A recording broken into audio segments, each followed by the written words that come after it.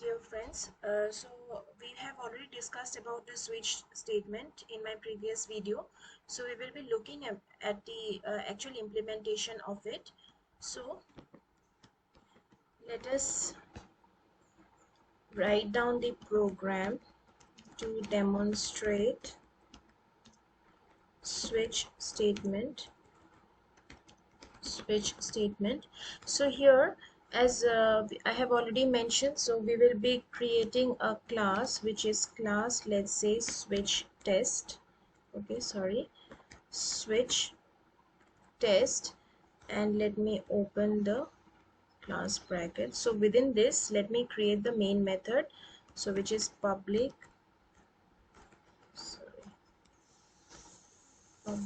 static void main. Then within this again, string args, and let's write down the code for it.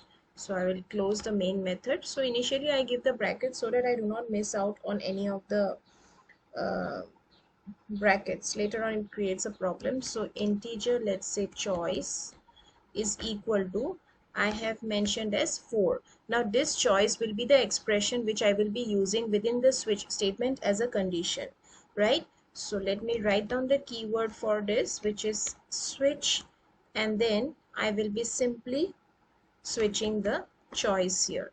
Okay, so here again for the switch block I have to use a separate uh, bracket for the switch block. So now case if I'm using case 1, okay, let's start from case 0.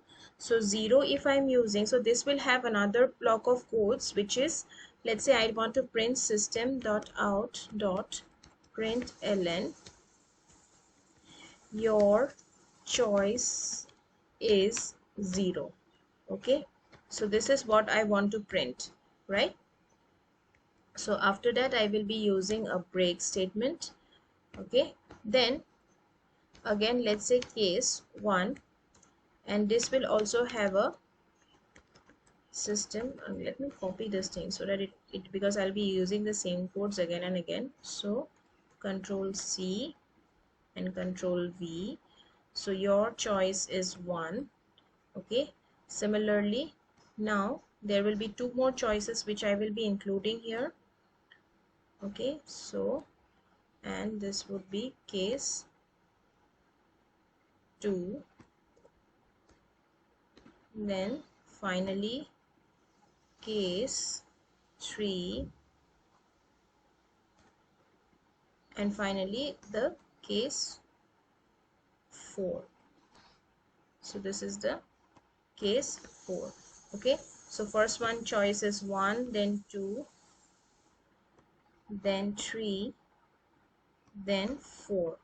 Okay, so and if none of the condition matches, then I will be using a default statement where I will be printing system.out.println. I would be printing here as none of the choice matches. Okay, so if none of the condition is true, then this will be done and I will come out of the switch block using the break statement. Okay, now let us save this. So I am saving this within desktop and OOP and Java program. So here I will be saving it using the same class name which I have used.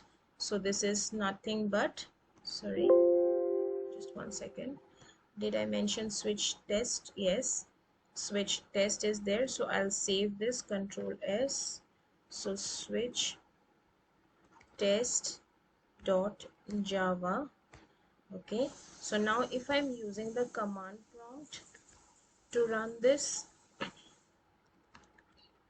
okay, it's inside my OneDrive, to cd desktop, cd oop, cd java programs.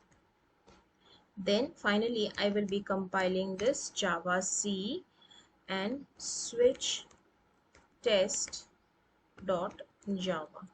Okay, So let's see this. So default D is capital here, so this should not be capital, this should be small.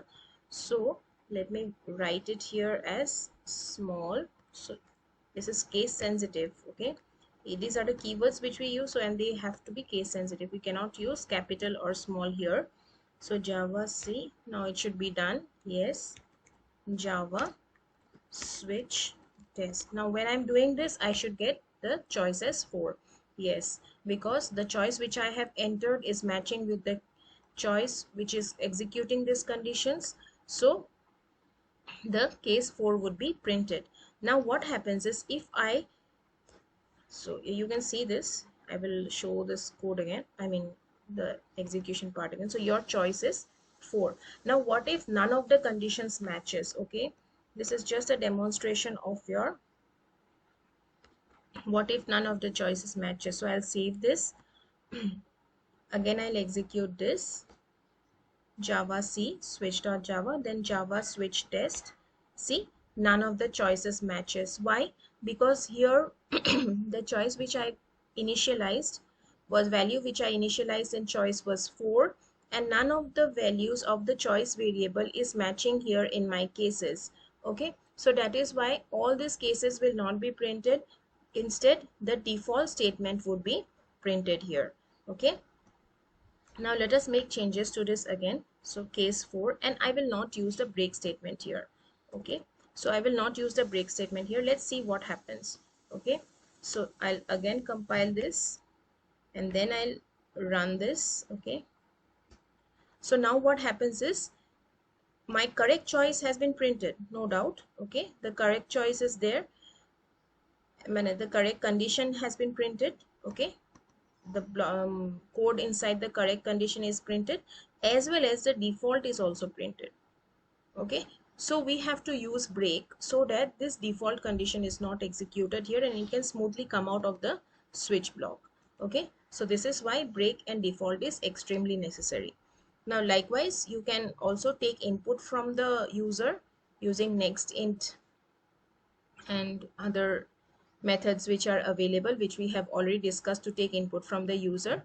Okay, and you can use that particular input to store in a particular variable. Okay, and that variable you can switch and execute the different codes of your choice. Okay, so this is all about your switch statement. Thank you.